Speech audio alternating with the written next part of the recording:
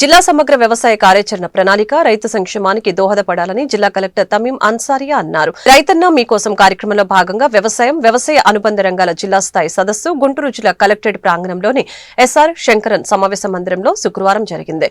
కార్యక్రమంలో జిల్లా కలెక్టర్ పాల్గొని ప్రసంగించారు. స్వర్ణాంధ్ర విజన్ ప్రణాళికలో భాగంగా వ్యవసాయం లాభదాయకంగా ఉండాలని ప్రభుత్వం నిర్దేశించిందని చెప్పారు. ప్రతి ఎకరాకు మంచి ఆదాయం లభించాలని అన్నారు. ప్రభుత్వం అనేక పథకాలు అమలు చేస్తుందని వీటిని వినియోగించుకుని సమగ్ర కార్యాచరణ ఉండాలని తెలిపారు. సంబంధిత శాఖల మధ్య స్పష్టమైన సమన్వయం అవసరమని అన్నారు. నీటి లభ్యతను బట్టి ప్రత్యామ్నాయ పంటలను రైతులు సాగు చేయాలని అన్నారు.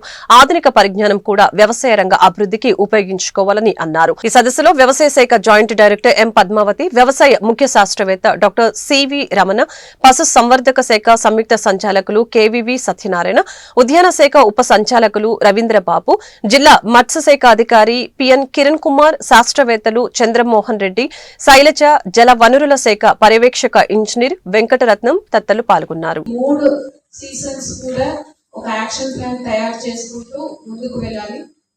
దాని యొక్క ముఖ్య ఉద్దేశం మీ అందరికీ కూడా తెలుసు, Swarnandhra vision action plan.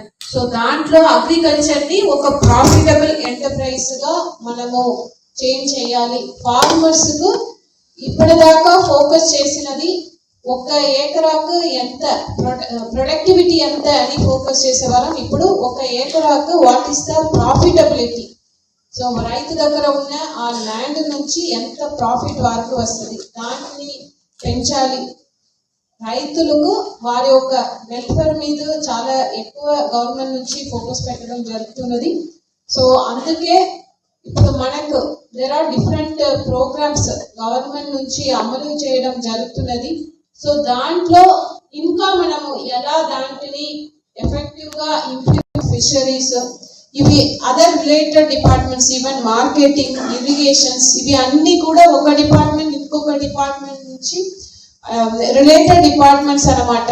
So అందరూ కూడా ఒక కాంప్రహెన్సివ్ వేలో ప్రాపర్ కోఆర్డినేషన్ తో పని చేస్తేనే ఏదైతే మనం అచీవ్ చేయాలని అనుకుంటున్నామో దాంట్ని అచీవ్ చేయగలుగుతాము. ఇది ఒకటి. ఇంకొకటి, మన టార్గెట్స్ ని అచీవ్ చేయడానికి ఫ్రమ్ ద డిపార్ట్మెంట్ సైడ్ నుంచి మాత్రమే మనము ఫోకస్ చేస్తే చేయలేము. దాంట్లో అందరూ స్టేక్ హోల్డర్స్, ఫార్మర్స్, సైంటిస్ట్, మన స్టాఫ్స్ అందరూ కూడా వారి యొక్క ఫీడ్బ్యాక్ ఏంటి, ఒపీనియన్ ఏంటి అన్నది తెలుసుకుని ఒక కాంప్రహెన్సివ్ యాక్షన్ ప్లాన్ మన డిస్ట్రిక్ట్ కావాలి.